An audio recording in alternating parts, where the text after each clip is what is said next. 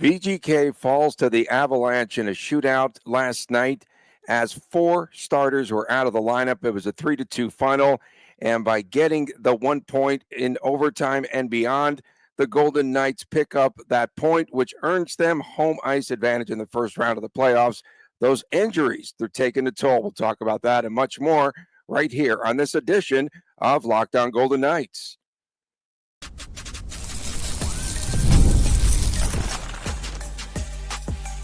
You're Locked On Golden Knights, your daily podcast on the Vegas Golden Knights, part of the Locked On Podcast Network, your team every day. Hi again, everyone. Tony Cordasco, longtime sportscaster and marketing consultant, along with Chris Gawlik, going Hollywood, it looks like today on the show. And again, we say go Gawlik. That is Geoux, however you spell it. Go Gawlik, because he's in Baton Rouge, Louisiana this week, the collectibles editor for the Hockey News and the owner of Silver State Cards and Sports. Thanks for making us your first listen every day. Find us wherever you get your podcast. Please make sure to subscribe to our Locked On Golden Knights YouTube channel. Coming up later on in this show, we will also be talking about the effect of those injuries. And could this be a long-term thing into the playoffs? And please give the goaltender Lindbom a look. I feel as though he deserves a shot to play up with the big team. So, Chris, suddenly VGK, the roster is depleted. The Golden Knights come home with 5 points, however, and a couple of victories in 3 games on the road. They had to really fight to earn those points. For VGK, William Karlsson starts off the scoring last night. Braden McNabb, who is one of my picks of the night, he gets a goal there, his 7th goal, I think, of the season. And then the controversial goal that really turned the tide for the Avalanche as Valeri Nichushkin's shot, it's a save there in net for VGK and for Akira Schmid. But in doing so, he catches the puck and dives across the goal line. So that was counted as a goal. And then, of course, we saw the Jimmy Vesey goal. He scores, no scoring in the third and overtime. But I did want to get your feedback on the Nichushkin goal there for Colorado, and whether or not you thought that it was the right call and the puck had crossed the goal line. Yeah, so you might get some road noise from me. I'm outside right now, so we'll do our best to get through this here. But watching the replay, there's no reaction from the Avalanche players. That's kind of what got me at first. You're taught from Squirt and Kiwi and Mike from on up, when the puck is anywhere near the goal line, you celebrate. You try and sell it, get the ref on your side, and maybe get a goal call out of it. The Avs didn't react, so that was kind of strange to me. That said, there's enough replay, there's enough angles to support it being a goal, so it's kind of a non-starter in that regard once you watch the replay. It's kind of odd how the whole play went down. Yeah, it surely was. And for the Avalanche, that was their 23rd comeback of the season, which is second in the NHL. And so it was a real gritty game. You have to hand it to VGK. We'll talk more about the injuries in our second segment, but you have to hand it to them for playing shorthanded and really giving the Avalanche a good run there and forcing it into OT and then into the shootout. And in that shootout, Dorofeev, Olofsson, Goalison, did he get 4 shots on net there in the shootout and one trip down the ice? And then, of course, we saw that they were stopped. And Brock Nelson, he winds up going, and McKinnon, and then finally Charlie Coyle breaks through. Even the shootout was exciting last night. You mentioned the gritty effort and all the players that were gone. We'll hit more on the specific injuries and illnesses later, but you look at how shorthanded this team was, and they took an Avalanche team, to the final shot of the game. Yes, they led. They coughed up a lead, so be it. But given the circumstances, given everything surrounding that game, that's a great effort by the Golden Knights, and I think it's certainly some more excitement coming into the playoffs, seeing what this team can do when they're down to basically, the second tier, so to speak. Yeah, for sure. And you do have to hand it last night. The goaltending was exceptional. Scott Wedgwood and Akira Schmid. And I felt really bad for Arturi Lehkonen, who had 6 shots on net. And they said like 4 were really super high danger shots. And Akira Schmid actually responded very well every time of those 6 shots. And it was pretty interesting there. Good battle. But can you talk about all the goaltending and how it really looked terrific for both sides? And also, Ivan Barbashev had like 3 high danger chances, and he blew one, he shot it wide. But again, great angles, terrific goaltending last night. And they talked to Wedgwood like after the game last night, and he said he was having a blast out there in overtime because, again, it's like sudden death, and then also there into the shootout round. But Riley Smith had an outstanding chance to end the game as well. A credit to the Colorado goaltending. But back to Schmidt. I mean, Schmidt's so good. You want to talk about how he should how someone else should be getting a shot, Tony? What are we doing here? No, but Schmidt was absolutely fantastic, and it's one of those circumstances where maybe in the American League it's just kind of boring, right? I mean, I don't know. It's not an excuse necessarily. It's not a good thing, but the reality is some players just simply rise to the occasion. Schmidt's been stuck in the AHL playing in front of 1,500 fans a night at the Elise Family Forum. Now he gets the chance a couple of times with the big club, and that has to be motivation. Cassidy mentioned he's trying to – I found this interesting. Cassidy said he's trying to earn his way back to the NHL. That's a strong statement for someone who had a nice run with the New Jersey Devils, and I feel like he's not a fringe American League goalie, maybe closer to an NHL backup. So we'll see how that carousel. I mean, in Vegas, he came to the right place. He'll get chances in net in Vegas at some point. It always happens. You would have to find the dump truck that's like backing up there with those sounds there. Awesome. Garbage truck. It's going to get him a honk. No, I couldn't give him a honk like that. All right. One of these things. That's it. So now the Golden Knights lead in the Pacific by 6 points, and that's 3 full games. And so pretty much it's locked up. 1 point after that, I felt as though VGK could care less about the outcome of that game because they got the point.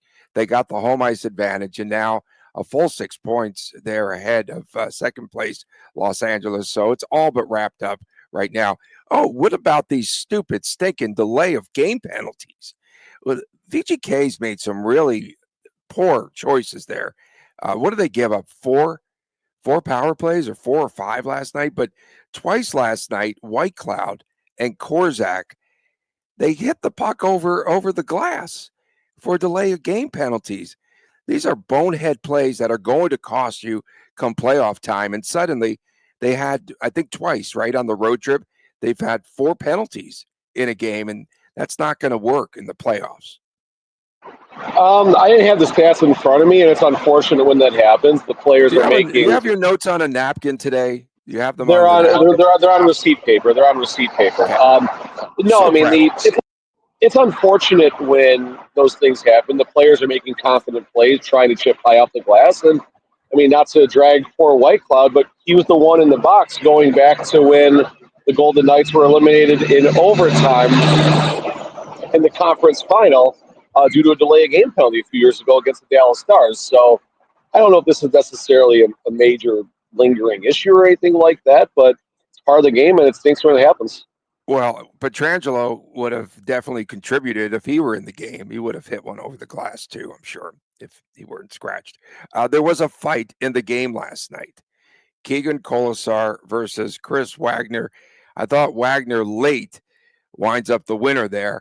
Like, for some reason, well, we saw a couple of those patented Kolesar uppercuts, but then Kolesar tries this roundhouse right and misses widely, and then he gets taken down. But will someone teach this guy how to fight? He's not very good. There wasn't much there. There's a big hit before that obviously led to that. But I mean, listen, Colasar jumped in there and give the guy credit. You know, he's willing to eat a punch for his teammates. Yeah, who put together this roster today? Give Lindblom a chance there, Lindbom. Coming up next, the Golden Knights injuries are adding up. We'll talk about that and much, much more on today's show. Stay with us right here on Locked On Golden Knights.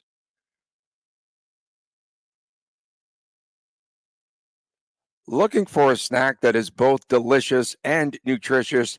Well, you need to crack open a good source of protein with wonderful pistachios, our favorite here on this show. It is one of the highest protein nuts, and each 1 ounce serving has 6 grams of protein, and it gives you over 10% of the daily value. Plus, they are packed with fiber and better for you unsaturated fats to help keep you feeling fuller longer. And personally, I really do like the no shells variety. It's a perfect grab and go. And I need to have a little pick me up during a busy day here running around our fair city, whether I'm snacking at my desk or on a road trip like to places like Baton Rouge, or just need a quick protein boost. You know, they're always my go-to. And if you love cracking open every shell for that satisfying crunch, the in-shell options are a classic favorite. The fact that Wonderful Pistachios is a complete protein, it provides all 9 essential amino acids. And how do you get these little green wonders to pack a protein punch? Just try them. They're really good if you haven't already. No shells, Wonderful Pistachios. Again, the perfect thing to grab on the go. And that satisfying crack of opening each shell, it's like snack mediation. Whether you're running between meetings or you're dropping off the kids, Wonderful Pistachios are the snack that works as hard as you do.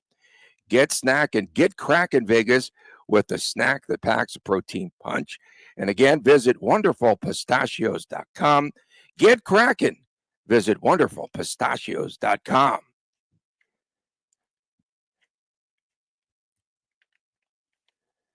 Back on this edition of Locked On Golden Knights, Tony Cordasco and the guy that's basking in the sun there in Baton Rouge, Louisiana. How was your bowling game yesterday, by the way? Was it Terrible. great? Terrible. Okay. Terrible. Why? Like Standard. what, 180s? What's terrible for you? Seriously. Terrible. Well, I should be in the 220s if I'm talking a house league, but I'm out here like shooting 150, 160, which it's kind of normal, unfortunately. That's just kind of how it goes. Long Like story that. short, there's a lot more to it, but we'll leave it at that. Okay, so yeah, VGK would say it's bad ice, right? They It's would bad say ice, yeah. Bad lane conditions. Bad lane, yes, conditions. exactly. So, Chris, you knew something has been wrong with Jack Eichel. Let's get to this. Last night, Eichel was a scratch due to an upper body injury, one that Cassidy told ESPN Eichel has been battling through for a while. And as yesterday, we were talking about Eichel and this 4-game scoreless streak. You had to figure something was up. He's stuck at 93 points. He's not going to hit the 100-point plateau. And in all likelihood, that's not going to happen. Just 4 games remaining, a plus 30 on the ice. And this is one player that VGK can ill afford to lose come playoff time. Yeah, I mean, no Jack Eichel, no Stanley Cup. Let's make sure we're clear about that. That's not developing news by anything. Let's talk about what we know about Jack Eichel. Like you said, scoreless streak. Hasn't looked himself. There were reports that he was not traveling directly with the team to Calgary and arrived just hours before the game. We don't know if that was personal or tied to the reason he missed yesterday's game against Colorado. There's nothing out there that suggests that, but reading between the lines, maybe he was getting some treatment, had to wait behind a little bit longer. We don't know. But what we do know is Eichel is out, I believe, day-to-day at the moment. You'd like to hope to think that this is simply, it's game 77, 78. He's not 100%. The Golden Knights want to get him 100%. I'm leaning towards that's what this is, but we won't know, obviously, for about the next week and a half or so. Yeah. And again, you took a lot of heat from followers there on Twitter X. And I think you were right in the end because you knew something was up. You had good sources in Calgary, great sources there. And then now all of a sudden, oh, he's injured. Well, Chris said everyone started to rally around you, which is great because you got a lot of heat saying, hey, just keep an eye on this. We understand that Eichel might have missed the team plane. We don't know what the reason would be.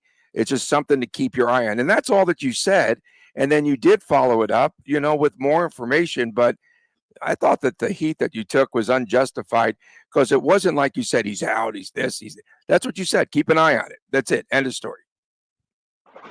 Yeah, I mean, so be it. I was the only one that had it out there, and the information came out as is, and he played over the weekend, which was good.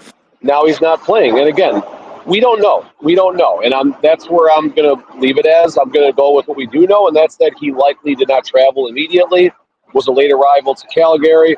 Whether it was injury-related, personal-related, it's never been reported specifically. But reading between the lines, yes, there might be more to this right now, and the hope is it's simply a rest. That's what the hope is right now. Well, they say upper body injury, and his designation stay today. We'll see if he plays as VGK comes home and takes on Seattle here. Nick Hague and Alex Pietrangelo were out last night due to illness. First thing that came to mind was maybe they had some bad wings like Cody Bellinger of the Yankees yesterday, but they both were out due to illness. And they also said that William Karlsson was battling illness as well. So that was pretty interesting. And then Tomas Hertl. A lot of people were saying, oh, it wasn't anything bad. And last night, he missed his 8th consecutive game. Folks, this is a lingering injury, and ESPN kind of let it out of the bag, too, that it's a shoulder injury. So it wasn't the hand that we thought initially. We knew that it was something connected to that right arm because the way that he was clutching the arm when he came off the ice, all that. But now this could be more serious than we thought. He came back for a little bit. Maybe, he aggravated the shoulder injury. Who knows? He was back on the ice last week practicing. And then now who knows? I don't know if he'll even be back in the regular season. What are your thoughts? That's a fair question. And with the fact that Hertl is skating, this is encouraging at least. This is also the season of competitive advantage or disadvantage with what the coaches are going to say, what the GMs are going to say, what the players are going to say. They're going to be even tighter to the vest about injuries now than they are in the regular season because, of course, the games are going to matter a lot more once we get to about April 22nd or April 20th, whatever date, when the playoffs are scheduled to start. The fact that Hertl is skating and went on the trip tells me that there's hope, and this is not a catastrophic situation as it first appeared. Can he get to as close to 100% as possible come playoff time? That's going to be the bigger question because now we got 8 to 9 to 10 games. We're talking the fatigue, stamina issues, gaining back whatever strength he temporarily lost in his arm with the injury. I mean, there's a whole bunch of things that are going to happen. So he's got to get back into a game first, and then we'll see how he looks. And you mentioned William Karlsson's name earlier. Probably best game of his year yesterday. He was fantastic. Yeah, the IKEA line was the second line, and they were buzzing. I wonder if anyone's going to pick that up there. And then we had the line of Saad, Waugh, Dorofeev. You had Schmidt and Kolasar with Pearson, and then the defensive pairings. And we've been saying all along, you need to stink and shut down Pietrangelo, and maybe they will because he's just been laboring this entire season on top of hitting the puck over the glass. You had McNabb, Theodore. You had Hannafin, White Cloud. You had Ben Hutton, our guy Ben Hutton, finally breaking through and getting another shot. And he was paired with Caden Korczak. What did you think of the pairings last night? I think they held the Colorado Avalanche to 2 goals in regulation, and that's phenomenal, given the circumstances with the defense, given the circumstances without Jack Eichel, given the fact that a few of the players are sick on top of the players that missed the game for illness. So the defensive core is the number one thing that will possibly take the Golden Knights on a deep playoff run. What you saw last night should be nothing but encouraging for what this team can accomplish come playoff time.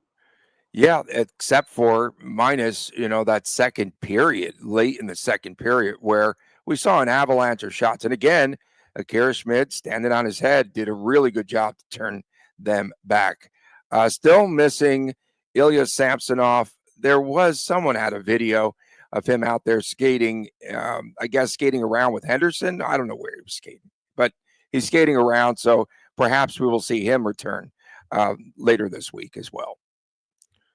Yeah, for sure. I mean, it's nice that Schmid's getting the job done, but Samsonov, the experience he brings and everything, of course, he's the one that's going to get the first nod should Aiden Hill either fall off as far as skill goes or would due to injury. So, knock on wood, hopefully the Golden Knights will have Samsonov and 3 goalies just in case, because we've seen what happens with this team when it comes to goalies.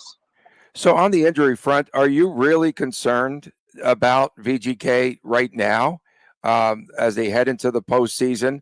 They get that extra day because WrestleMania is here. That's great news. Of course, that's not rigged or anything. But are you concerned about the injuries for the Golden Knights? Because, hey, we don't know if they are, again, trying to gain that competitive edge by getting these players some rest. They are starting to coast in the Pacific Division. Again, we said it's all but wrapped up. And, I don't know. We'll see where they wind up. But I don't know how much more they really need to, and Jack Eichel was doing this. He was pressing, I thought. I don't know how much longer they really do need to press. Sorry about that. I wasn't sure if you were still going there or not. You mentioned the schedule and the playoffs and everything, and I don't know if there's going to be an extra day with WrestleMania here. You got T-Mobile booked on the Friday and the Monday for Raw and SmackDown ambulance, but you have the facility booked for Raw and SmackDown. Okay, it's turning away now. Okay. The facility's booked on Friday and Monday for Raw and SmackDown, leaving a window of Saturday and Sunday. They do teardown and builds for a Friday UFC, a Saturday VGK, and a Sunday concert and a Monday VGK all the time. So I don't know if they're going to get extra rest or not. You mentioned concern level. Pietrangelo, Eichel, and Tomas Hertl all just missed a hockey game in the last weeks of the season. So that's a concern. If any one of those 3 players are out long term, again, no Stanley Cup. You're not winning a Stanley Cup without those 3 players if they're not in key form. So there's a positive. It's in game 78, not game 83. Why isn't Carl Lindbom getting time in net for VGK as a third string goalie? We thought that he was better. He was better than Schmid.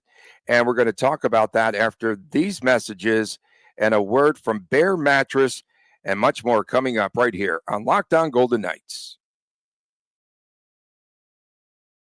Do you have trouble sleeping? If so, you're not alone. That used to be me, lacking rest, tossing and turning. I was late for meetings. I never felt like myself. That's until I found Bear Mattress. Bear Mattress and their sleep recovery technology helped me fall asleep faster as well as enjoy deeper sleeps. I felt like myself again, and you can too. Bear Mattress knows that every sleeper is different. That's why they have their sleep quiz on their website that finds you your perfect match. As a side sleeper, I matched with the Elite Hybrid Mattress, and I've been telling everyone in my life they have to try Bear Mattress risk-free. You can sleep on your Bear Mattress up to 120 nights, and if you're not getting the best sleep of your life, you can get it refunded. They'll pick it up with absolutely no hassle. So go to bearmattress.com and use my promo code LOCKEDONNHL at checkout to get 40% off site-wide. This offer is not available anywhere else. You have to use my promo code on the very last page of checkout to get this discount.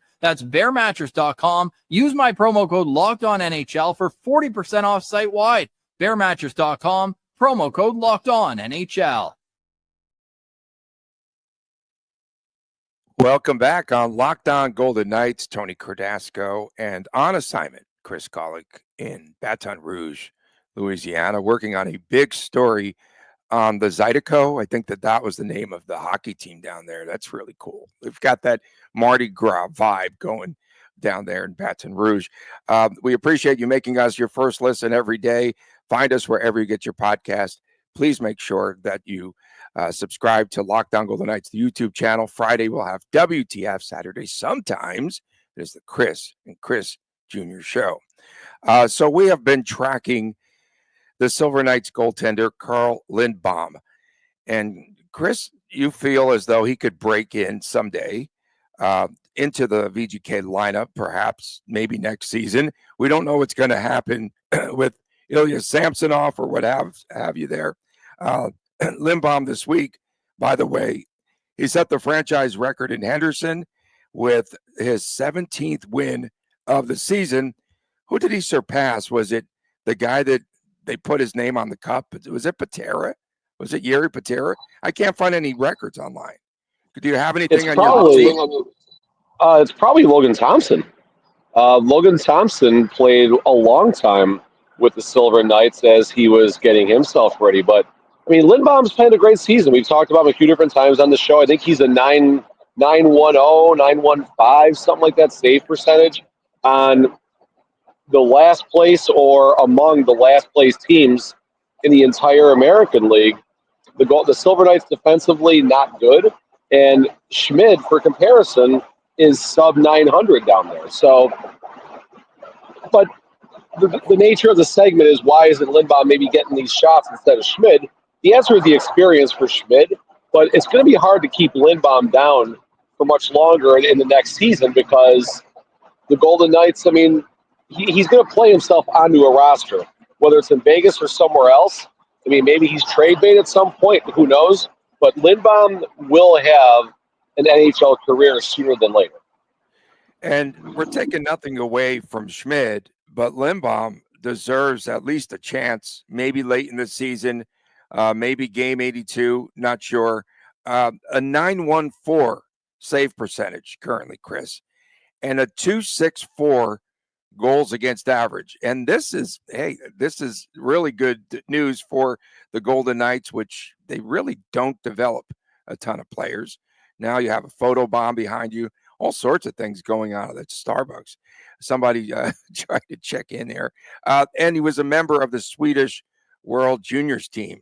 So do you feel you'll feel like he'll get a chance maybe next season? I'd like to see him up and just see what he could do and get a taste of the NHL late in the season.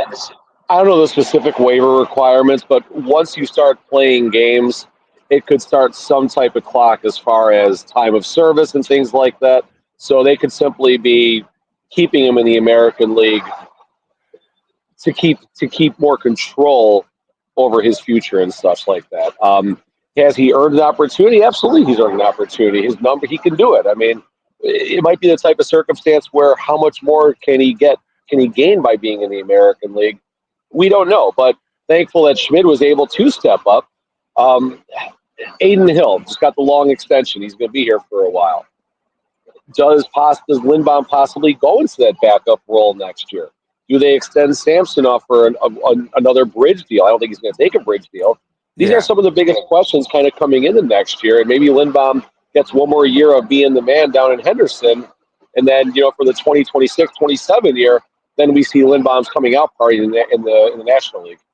Yeah, you might want to write down all those questions on your receipt so we have some content over the summer. Can you do that for us? By the way, Mr. Gawlik, someone won the Locked On NCAA Basketball Bracket Challenge. No flowers? Are you there? Can you hear me now? Yeah, no, I was trying to unmute. Yeah, no, I think you got some chalk on your face. I think you choked on all that chalk, because that's the only way you can win that contest is by gargling a bunch of chalk. So good job, Chalk Eater. We appreciate everyone tuning in. Thank you so much. Of course, Chris on assignment for one more day. And don't forget, on Fridays, it is WTF, What the Friday. Saturdays, sometimes, of course, we have our very own Chris and Chris Jr. show. Thanks for making us your first listen. We appreciate everyone, especially our everydayers. And for your second listen, make sure that you check out the new Locked On Game Night. You could find that. It's every game, every night. Make sure that you find that wherever you get your podcast. Once again, we appreciate our guy, Sean Woodley, for directing and producing today's show. It's much better. It's already improved, minus the ambulance and the truck, the garbage truck, all that. Don't forget, we'll be back again tomorrow, and we'll be previewing VGK against Seattle, a team that beats LA and then just goes in the dumps in Utah last night. For my man, Chris Gawlik, I am Tony Cordasco. We appreciate you tuning in. We'll see you tomorrow right here on Locked On Golden Knights, and please take care.